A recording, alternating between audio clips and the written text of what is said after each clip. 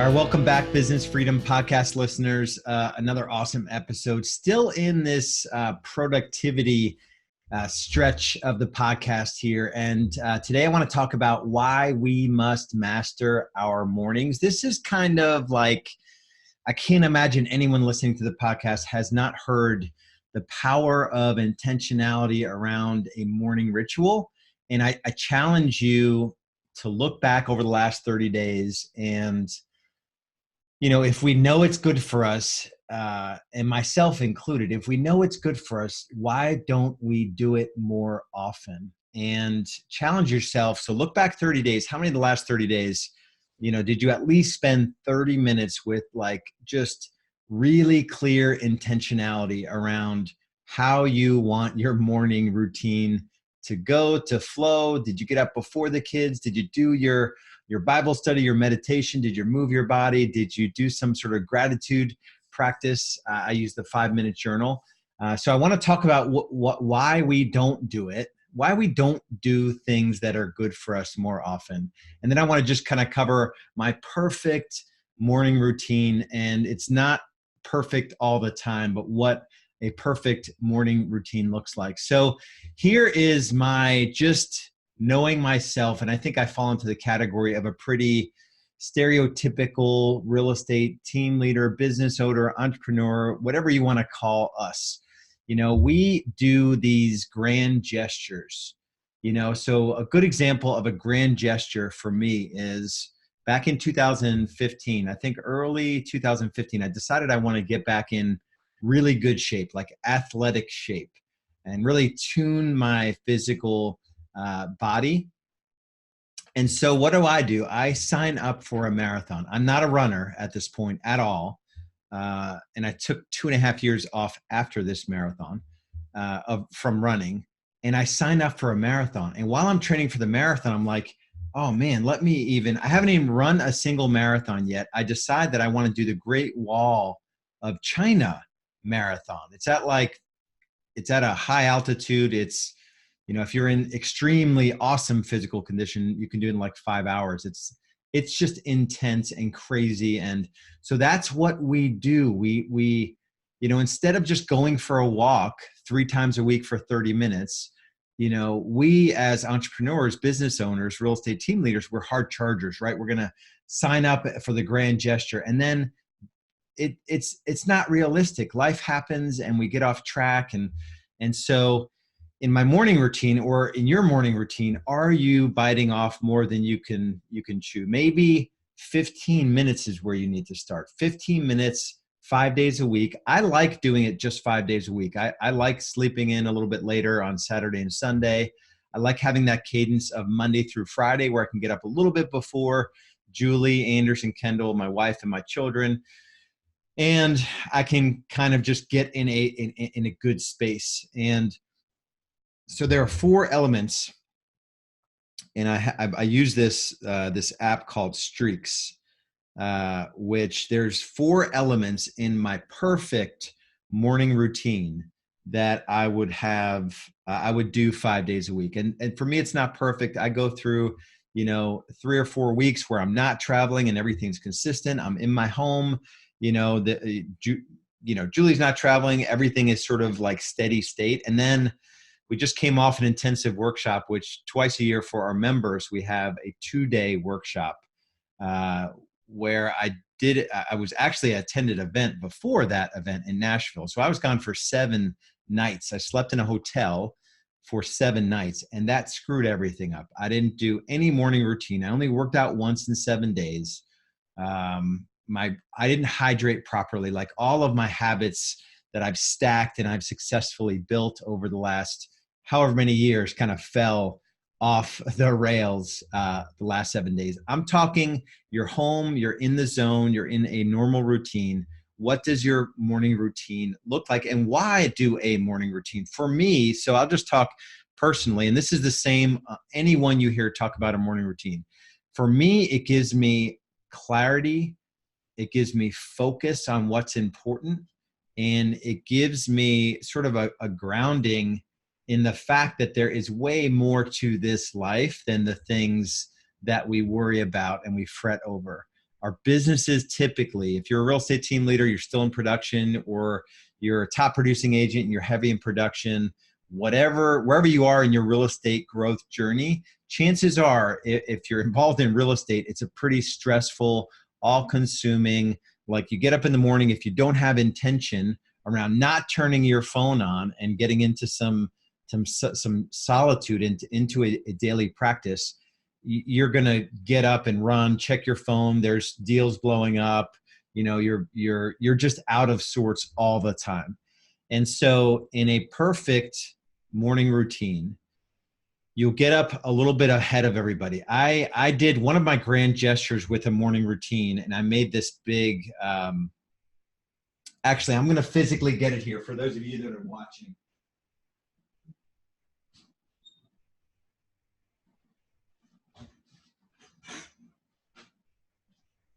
All right, bear with me. I know if you're watching the audio, you're like, what is he doing? If you're watching the video, I made this. I saved it too. So you can see on the video. I was going to establish a habit, a grand gesture habit of 66 days. So that's London School of Economics did a study that it takes actually 66 days to establish a habit. Not 21 days, not 30 days. I know I just gave you a 30 days challenge around your morning routine. The challenge I took was to wake up at 5 a.m. for 66 days in a row.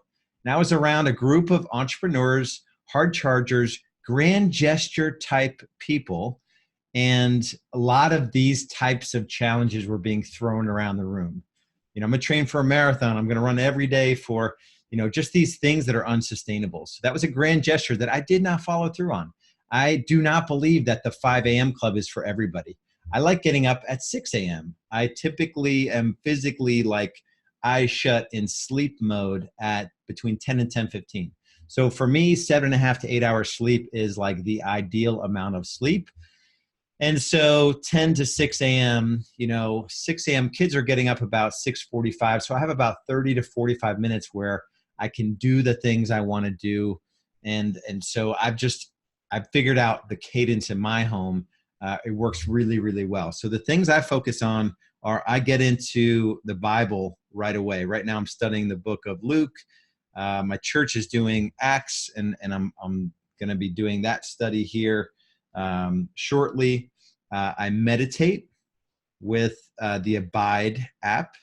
So I go in from the Bible, do 10 or 15 minutes there. Then I'll do a 10-minute meditation on the Abide app, which is really, really awesome. And then I'll do my 5-minute journal.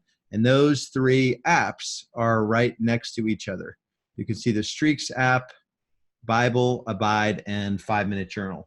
And then the kids will be getting up and I'll sort of help get them settled. And then I really will look to get a workout in before, so 6 to 8 a.m. is kind of when everything happens. I love to get a 30 to 45 minute workout in the morning. It doesn't always happen. If it slips, I time block it for the afternoon. So that really is, I hydrate. I make this amazing coffee, which is a bulletproof K-cup coffee with some protein powder and some almond butter. It is unbelievably awesome. I've got this gallon jug here with time on it. It is a Quifit, Quifit, and Build Life. So this kind of tracks my water throughout the day. But that's all I really look to have happen in the morning is I want to get in the Bible. I want to do a meditation, and I want to have a practice of gratitude. And my practice of gratitude, if you don't have the 5-minute journal, it's pretty basic. It is, you're asking yourself some questions. So this is in the morning. You do it twice a day. And you don't need this app to do it, although it's a pretty simple app. I think it's like 99 cents or $5 or something, totally worth it. And you attach an image to it. I am grateful for 3 things, 1, 2, 3. What will I do to make today great? 1, 2, 3.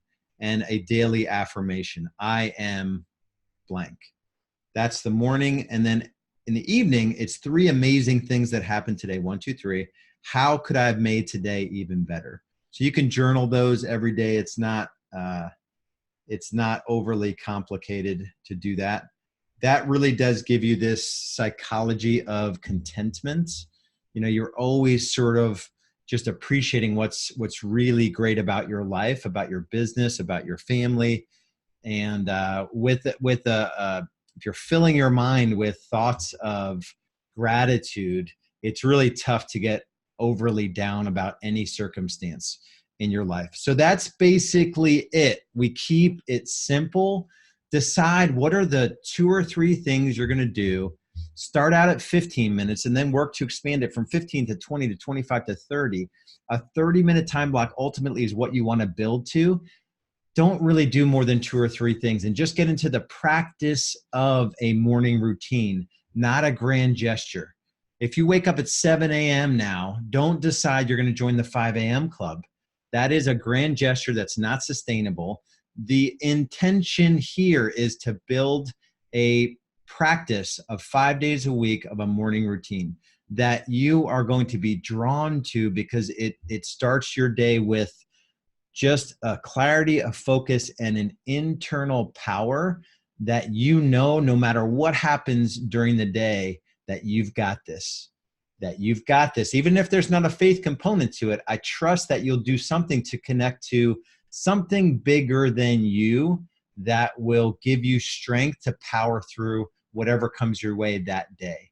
One thing I'll add here is that I take a little bit of extra time on Monday morning and I do a weekly startup.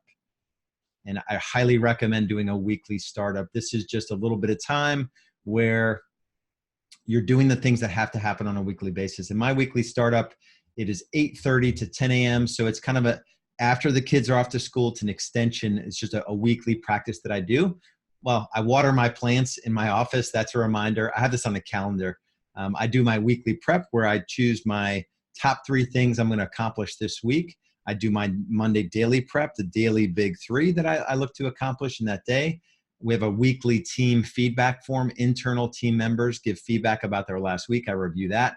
I review all of our weekly scorecards, sales, marketing, and our team scorecard. And then I add issues to the different meetings I have on Mondays. Monday is my team meeting day. And so that's just one other thing. And the reason I even mentioned that, not to complicate this episode, it's just all of these things are time blocked in my calendar.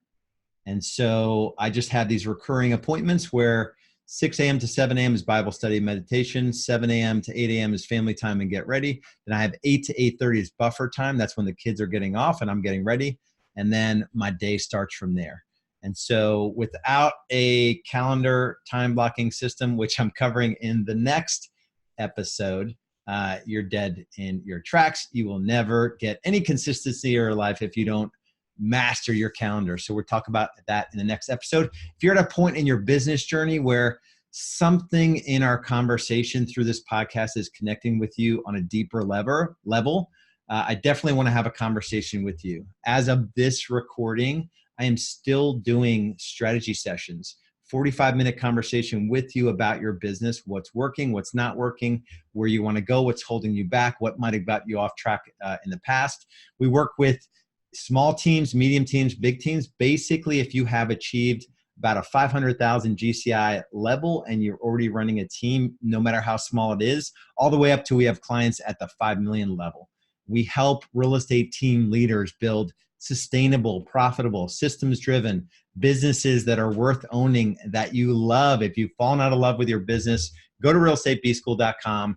There's an obnoxious orange banner on the top to book in a strategy session with me, and we'll go through your business and we'll figure out a plan to move you forward so you can have time, money, and stress in your favor. More time, more money, less stress is what we're after.